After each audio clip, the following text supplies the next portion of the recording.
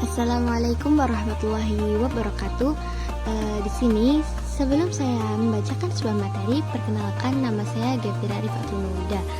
Nah, di sini saya akan membacakan materi tentang Nuzulul Quran dan Asbabun Nuzul. Yang pertama saya akan membahas tentang Nuzulul Quran. Nah, apa sih itu Nuzulul Quran? Pengertian dari Nuzulul Quran. Nuzulul Quran terdiri dari kata nuzul dan Al-Quran yang berbentuk idhofah.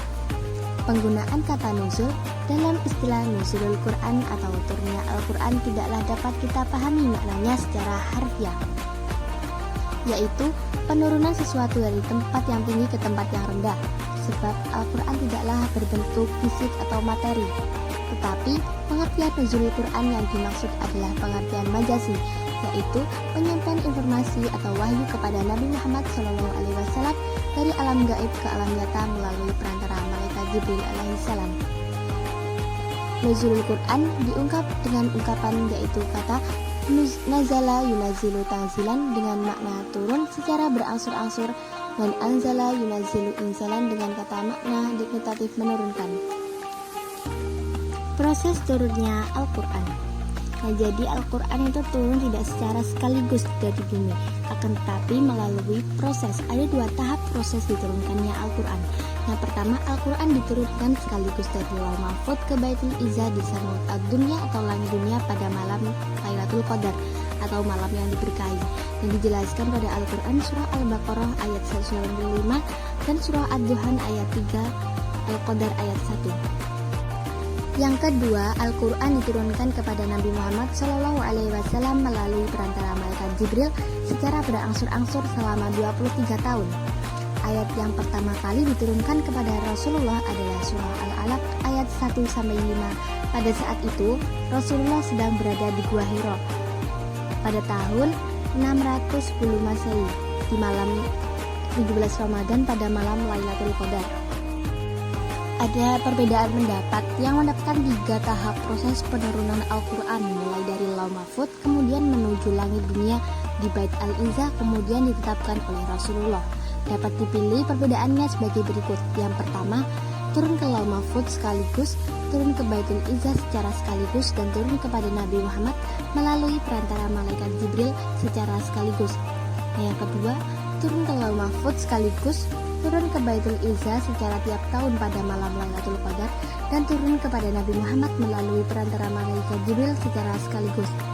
Yang ketiga, turun ke Lauh Mahfuz secara berangsur-angsur, turun ke Baitul Izzah secara sekaligus, dan turun kepada Nabi Muhammad melalui perantara malaikat Jibril secara berangsur-angsur. Hikmah diturunkannya Al-Quran secara berangsur-angsur. Nah, yang pertama, untuk meneguhkan hati Rasulullah SAW dalam menghadapi kaumnya yang memiliki sifat yang keras. Yang kedua, tantangan dan mukjizat. Nah, pada saat itu kaum musyrikin sering memberi pertanyaan hal yang batil dan tidak masuk akal.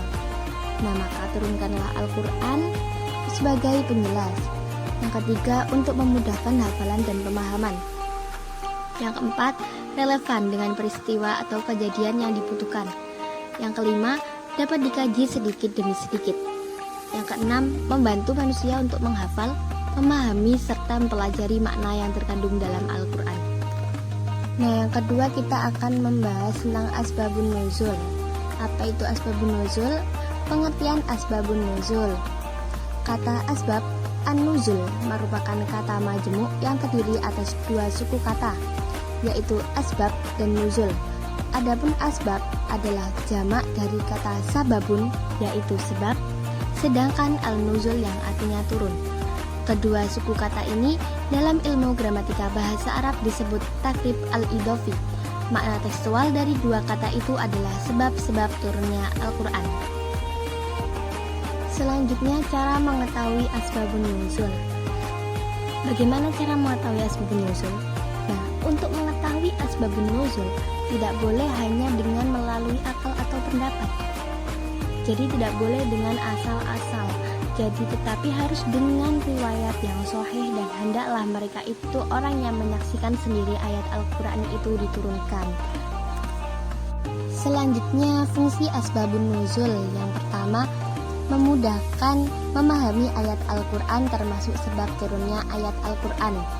Yang kedua, mengambil hikmah atau pelajaran di balik kejadian atau peristiwa turunnya ayat Al-Quran. Yang ketiga, mengetahui hikmah tentang pensyariatan terhadap hukum dan ayat Al-Quran. 4. Meningkatkan keimanan dan menghilangkan rasa ragu terhadap suatu ayat Al-Quran, sebab sudah dijelaskan hukumnya yang ditetapkan oleh Allah Subhanahu wa Ta'ala. Yang kelima, menentukan hukum dengan sebab dan mengkhususkan hukum yang bersifat umum.